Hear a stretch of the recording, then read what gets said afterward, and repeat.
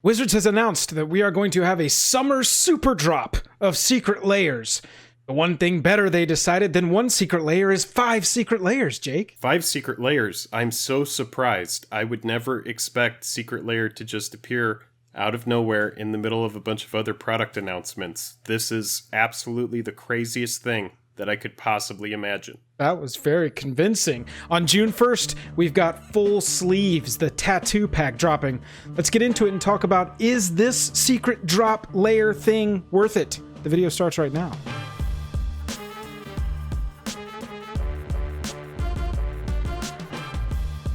Special thanks to our Patreon supporters who power our channel. Check out our Patreon for monthly giveaways, exclusive content, and even a starring role in our fan fight series. Link in the description below. Hello and welcome to the day. Thank you for spending your time with us. I'm Jake. I'm Joel. Welcome back to another episode of Secret Lair Drop, Secret Drop, Lair Drop. Jake and Joel are magic. We have Full Sleeves, the tattoo pack for Secret Lair, Secret Drop to discuss today. But first, if you would go down there, hit like, hit subscribe if you want to see us cover more stuff like this. We would really appreciate it. Yes, we are talking about Secret Lair Drop Series today. We're talking about Full Sleeves, the tattoo pack. Is it worth it?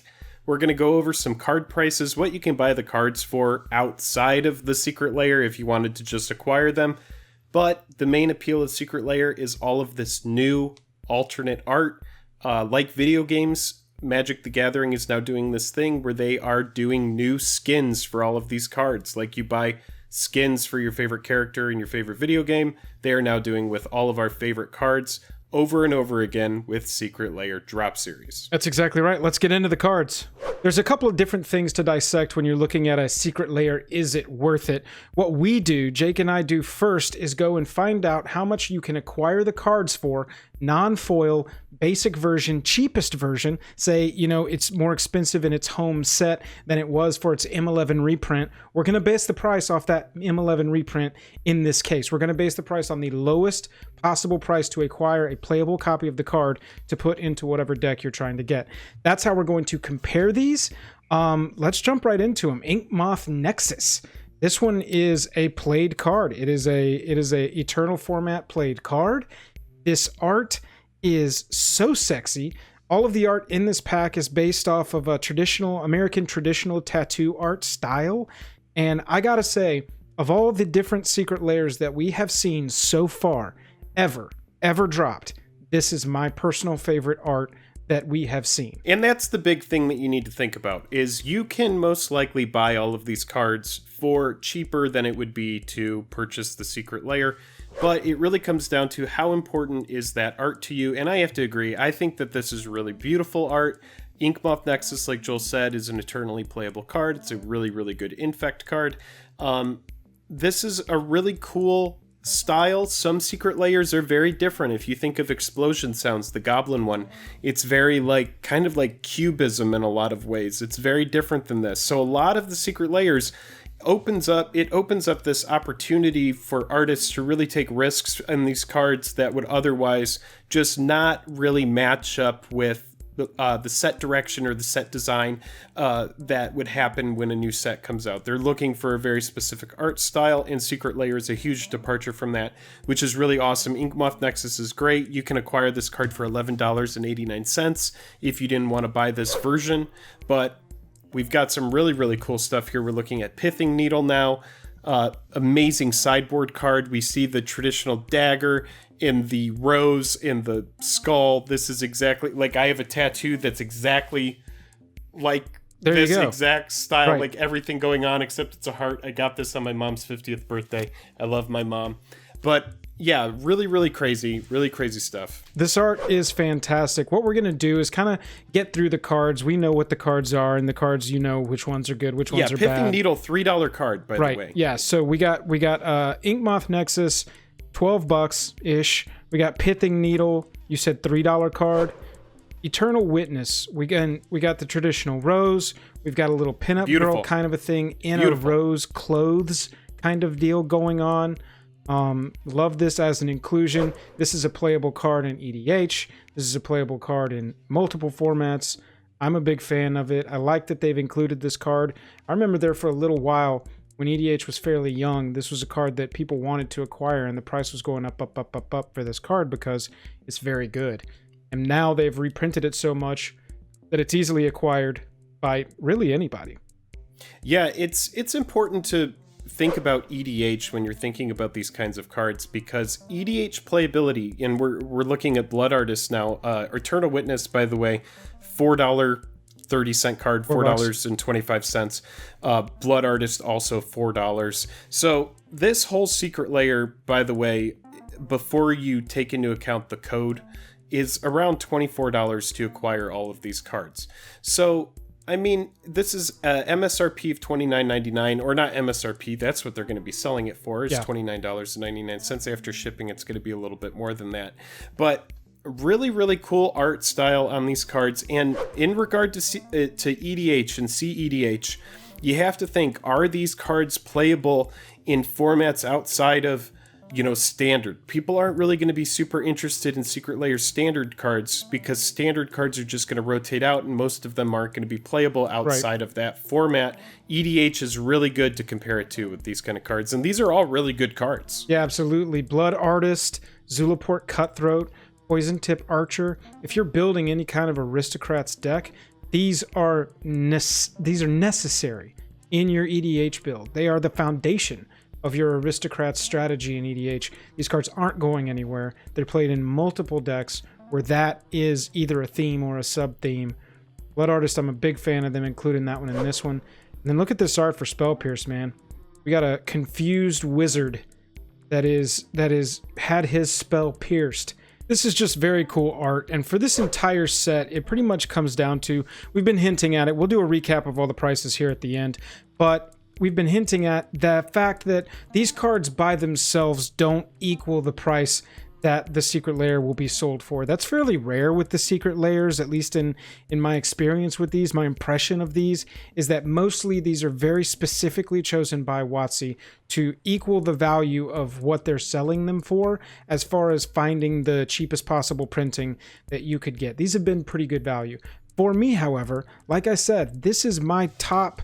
This is my S tier for art on these Secret Lairs, and I will be picking this one up based on the art alone, based on the fact that we do have cards in here that will see EDH play and see CEDH play if that was a goal. A lot of these you'll have to go and find your second, third, and fourth copies to have 4 ofs in the decks where you'll need 4 ofs them, like Inkmoth Nexus for instance. But this one by itself, I really do like it, even though for me the value is not crazy when you're just considering the cards. Jake has kind of alluded to it. One thing to think about, though, and I want people to understand this, is that Spell Pierce, for example, may be $1.29, but this art will not be $1.29 for Spell Pierce. This art will at minimum be about $3 or $4. It might be a little bit more. I have went through before the video and I checked out on eBay the lowest possible price for any single that came out of any Secret Lair, and Rat Colony was cheapest at around $4.50. So just to give you an idea, the bare minimum that any card will likely cost that comes out of a Secret Lair, because of this exclusive and limited time art, is probably going to be around that price. And it does depend on the desirability. So for cards like Eternal Witness or Inkmoth Nexus or Spell Pierce or any of these cards that are eternally playable, this art will hold a premium. I would be surprised if it doesn't. Absolutely. The thing, Jake, that he alluded to as well is you have to consider when you are looking at the value of these that you can, if you wanted to, sell the MTGO redemption code, which is a code for each of these individual cards. Which is worth about $4 as well. Right. You can sell that very easily on eBay for $4 or $5, get that much back. You can also, with the sleeve code, for Arena, they have one, I believe it's the Pithing Needle art, which we'll look at here. One of those, this art will be on an Arena sleeve that you will also get, and you'll have it for a while. Now, we have seen with the Arena sleeves that they do eventually release those to the general public for purchase through either gold or gems.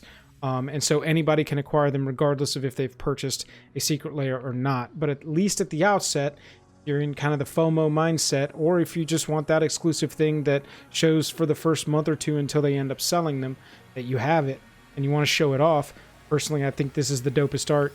I just love it. I love it. I was talking to Jake about this. For me, it's so clearly representative of Pithing Needle, if you know what Pithing Needle is, but the art itself, you could just take it off this card and it's still just this American traditional awesome piece of work that is fantastic. Big props to Joshua Howard, who is the artist for this. So Jake, it's in the title of the video. Is Secret Lair full sleeves, the tattoo set, worth it? Well, based on what we see and based on these card prices, it comes out to $24.41 before the $4 and before the Secret Lair Planeswalker, which we're about to talk about right now. So yes, just barely worth it. But if you want that art, you're not going to be losing a lot of money by making this purchase. No. Let's talk about the Secret Lair Stained Glass Planeswalker, which, until we see otherwise, we are going to assume is included in every single Secret Lair moving forward. That is the Stained Glass Planeswalker art that came out of War of the Spark originally. 2 cards we haven't seen, Karn and Ugin from that set. So I do think with these Secret Lairs, we're going to start seeing these last couple Planeswalkers that we haven't seen yet, and I'd expect those 2 to show up. Absolutely. If you're not familiar, each Secret Lair has had a loot box aspect to it, where there was a Planeswalker in the bottom of the box itself. It's notable because the card that was your loot box card pertained to the set in some way, either correlated with the colors or it correlated with, I think, the Rats set. It was an R and A, a T and an S were the Planeswalkers that were in that set. And so in different ways, you know, maybe backdoor, but they have pertained to it. Pithing Needle is in this one. Inkmoth Nexus is in this one. That's a colorless theme. You know, we haven't seen those. Maybe we do see those. Also, when you look at this set, you've got a blue, a black, and a green card. So think Sultai, black and green. That's Vraska, blue and black. You know, you're looking at some other Planeswalkers as well. If you look at those Sultai color combination as the possible inclusion there. Jake here is showing off the I want to rant. overtly large I get packaging. 20 seconds. The packaging is too much. When you've created a loot box aspect, you know that people are going to be cracking this open for the purpose of chasing after these stained glass Planeswalkers. They buy these in mass, they mass open them. You've created this really nice box, but there's no room for it. As a collector, I just don't have room for it. When there's no need for it, you could package these much smaller. Look at the what are the spell books called? You know what I'm talking about? The signature spell book. Oh yeah, this is just a jeweled case. Like this is perfect. Just something this small, something where I can crack it open and just look at it like a little book. Think about collectors like that. But all of this, like when you have people that are buying multiple of these, it feels really, really bad to throw away tons of these packages, especially when they are apparently designed to be some sort of like collector's display. Like there's nothing to display in here. When this is like what you open it up, you see one card in the front. There's no kind of display going on. It's just a lot of cardboard. Yeah, I mean, if you look at the Fetch Lands drop that's supposed to come out later this year, later this year, I believe. Much bigger, so much worse. Yeah, it's so much bigger, but at the very least, they did kind of approach a collector's display aspect to it with each card there. But when you look at those, they do use jewel cases on those as well. So you could have just had a nice little stack of jewel cases in a smaller box. Bing, bang, boom. You got smaller packaging. With the Fetch Lands, everybody's going to be cracking them to open. But that's a conversation for a different day. Secret Lair Tattoo Edition. Yeah. Is it worth it? Yeah. Right on the line. So. Right on the line. I know I will be purchasing it because the art for me is worth it. I would love for those in MTGO. I want them in paper. Let us know down below. What do you think of Tattoo Edition? Let us know what you think of that artwork, and will you be purchasing this Secret Lair? While you're down there, hit that like button, hit that subscribe button, hit that little bell so you get notified as soon as one of our videos go live, so you can stay up to date with all the MTG news and specs. If you want to hang out with us, we are streaming on both YouTube and Twitch. Find us over there, and if you want to support us further, we have a Patreon. Link is down in the description below. Jake, I'm tapped out. That's it.